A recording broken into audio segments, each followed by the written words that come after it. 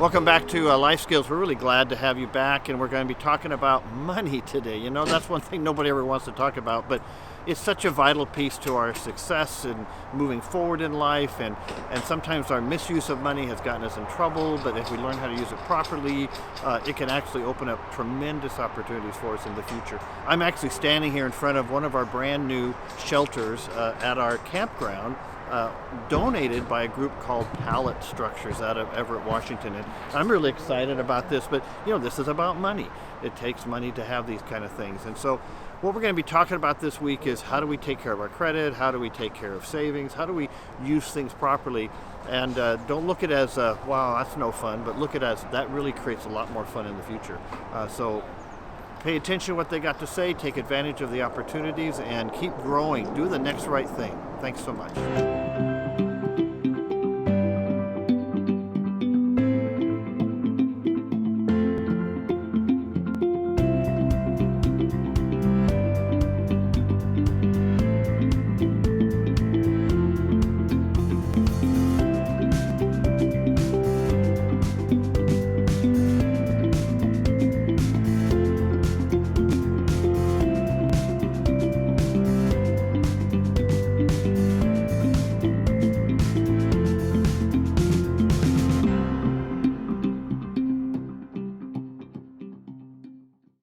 Hi, I'm Wayne Thompson from Consumer Credit Counseling. Thank you for listening in. We appreciate our relationship and our partnership with Road Retreat. They do lots of good things. I know counseling, good counselors, housing, even tent housing, but also Set Free Church. They have a nice variety of services that they offer to you as clients. One of the services that we help them with is the finances. So people come to us if they want some help with their credit report or credit score, or their financing or their budgeting or spending plan.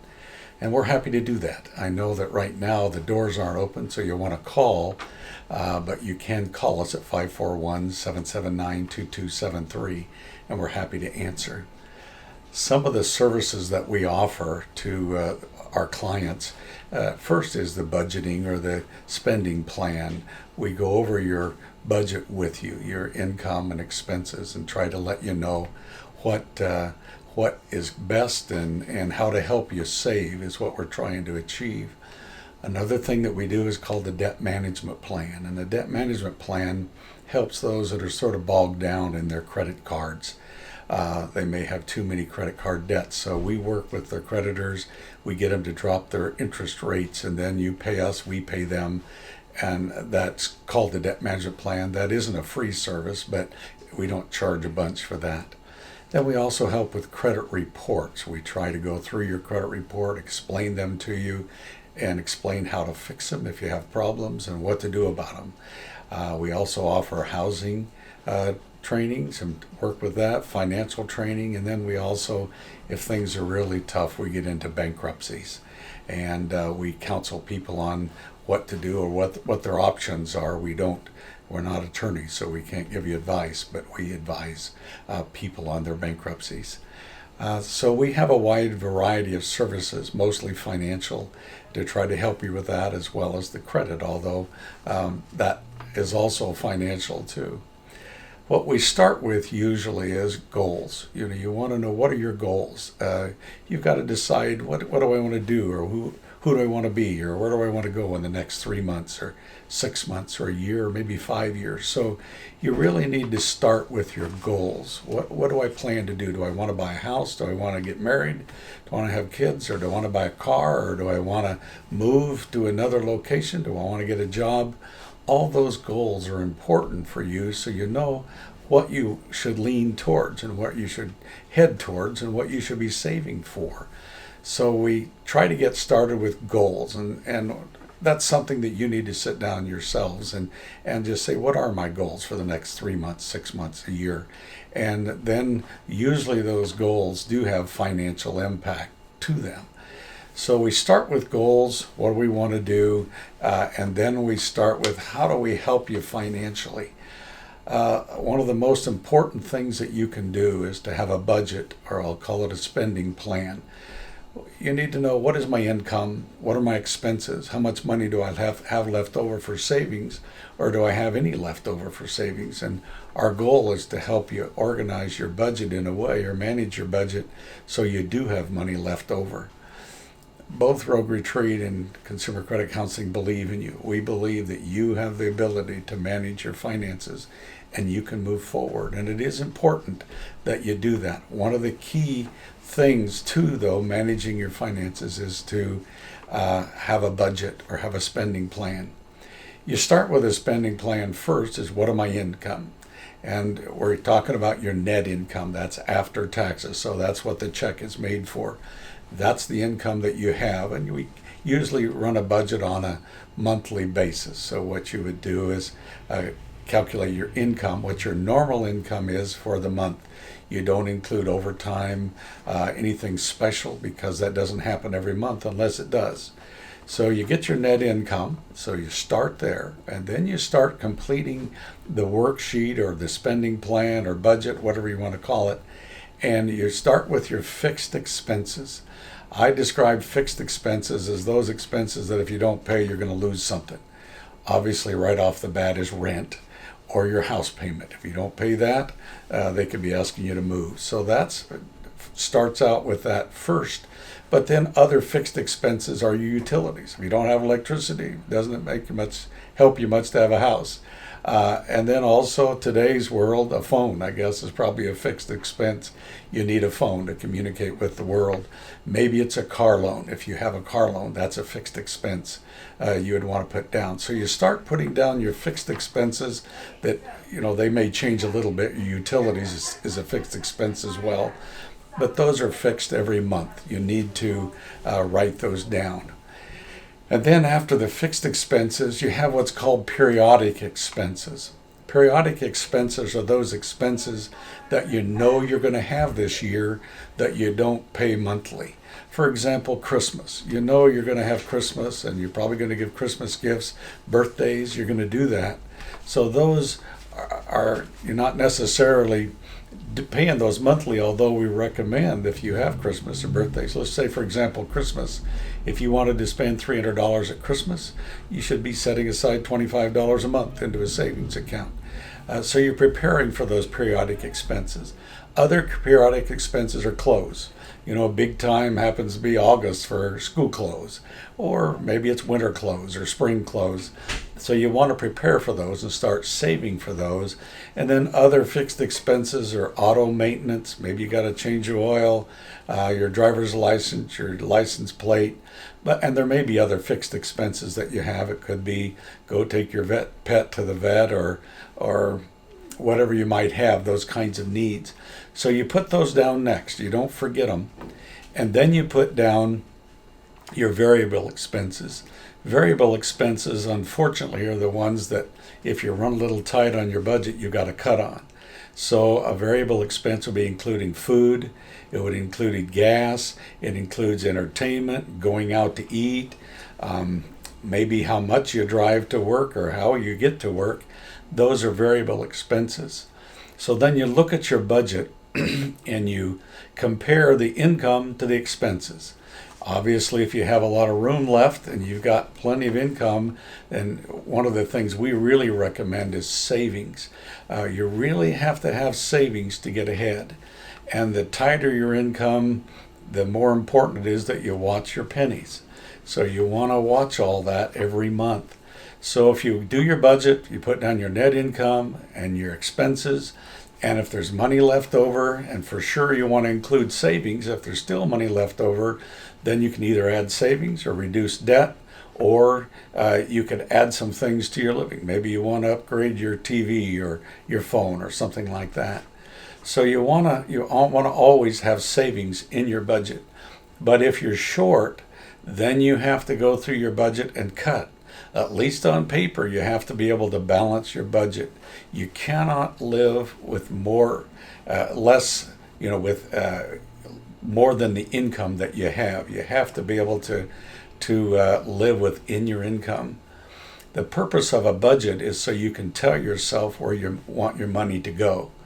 If you don't do that, then what's happening is that you're asking yourself at the end of the month, where did all my money go? I still have some bills to pay. So you really want to look at this and get a head start on your budgeting, your spending plan, and you want to set it up to where you do have savings. There's 3 reasons to save on a monthly basis. The first one is emergencies. You really want to save for an emergency. It's not if you're going to have an emergency, it's when. Something's going to happen. The car's going to break down. One of the kids needs something. The dog needs to go to the vet. Who knows what the emergency will be, but we all have them. The recommendation is that you have $500 at least in a savings account that's separate from your checking, separate from other savings. You put it there and you protect it like you need it for an emergency. So it's real important to have that money. So savings first, you try to build up to protect yourself from emergencies. The second purpose is periodic expenses, like we mentioned. Those things like Christmas, birthdays, clothes, you're going to want to save on a monthly basis for those. And then finally, you'd want to save for long term. I'm not sure what all your needs are, but maybe a car. You'd want to buy a car in the near future. I hope that you'd even want to buy a house one of these days. So buy a house or move to another rental or other things like that. But the major purchases also is what you would save for on a monthly basis. You need to save, for example, if you need a new TV or a laptop computer or a new phone or a new couch or a new mattress. All those things are reasons to save. So if you're not able to save them, if you spend every dime every month, then you're not ever going to be able to get ahead. So you're trying to work your budget out to where you have some money left over every month that you can put into savings for those needs. So once you look at that budget, then and it's balanced, then you want to track every time you buy something. You want to bring home the receipt, or you want to write it down on your checkbook or your phone or wherever you want to put it. You want to keep track of that. So we call it a fritter finder, and what you're trying to do is make sure you're not frittering your money away. So you write it down, and that's just a piece of paper you might put in your pocket or your wallet. Where am I spending my money? So every month you should be looking at that and to determine whether or not you're spending more money than what you'd budgeted. Probably you need to take closer tabs on your budget than monthly. You probably need to check weekly. Am I eating out more than I should, or do I buy more food than what I should? A budget or a spending plan is sort of a living thing. You don't just write it up and throw it in the drawer. What you need to do is pull it out. And as your needs change, as your kids grow, you moved, you bought a new car, there's more expenses for here or there, you need to change your budget and watch that budget. So it's something that helps you on a long-term basis, but I think it's probably one of the key points of getting ahead financially is to manage that money. So you look at that budget over time, hopefully your income, your savings is building up. Another thing that we do that helps Road Retreat clients is your credit report. The credit reports are very important. It also has to do with your finances as well.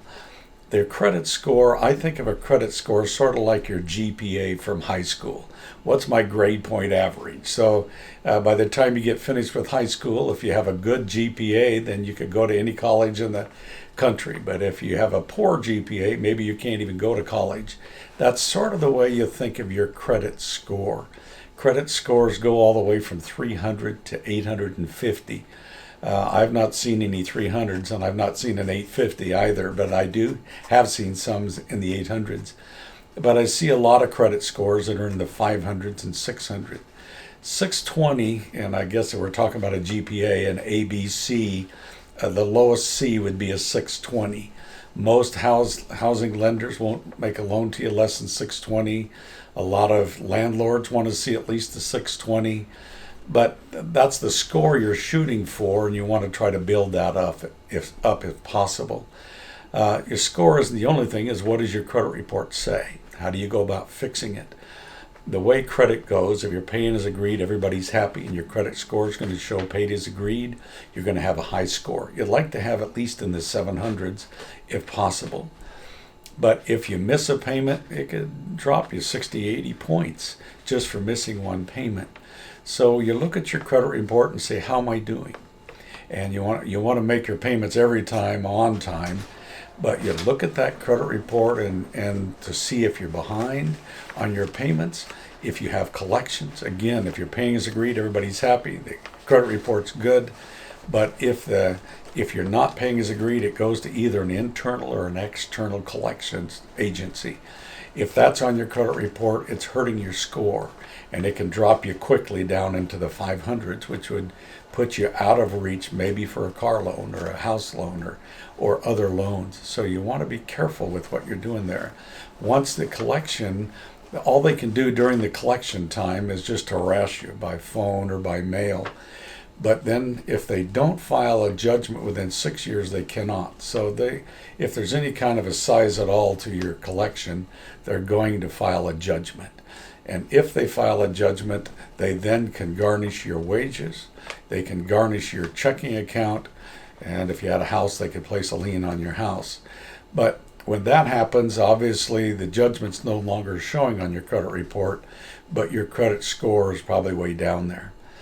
So what we help you do once you find out what's there is determine how do you go forward with this. If you have collections, then the right thing to do is to pay them. If there's errors on there, then dispute them. Judgments won't show on there any longer, but you have to have a plan.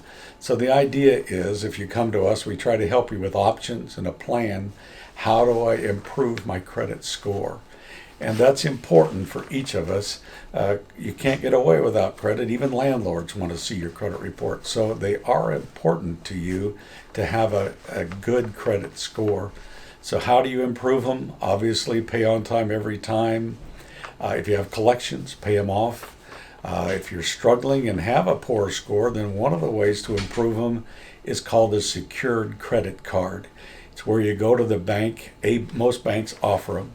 Usually you deposit $300 to $500 into a savings account. They secure it, they put a hold on it, and then they issue you a credit card. And you use that just like a regular credit card. So you use it and pay it off. It doesn't help you to have balances on your credit, so you don't use it and leave it there. Usually only a third of it. If you got a $300 credit card, use only $100 of it to help your credit the most. Another way is an authorized user, where you could, if you have a spouse, you could be put onto their credit card as an authorized user. And so there's other ways to help you work with your credit score and your credit report, and that's one of the things that we do for Rogue Retreat clients.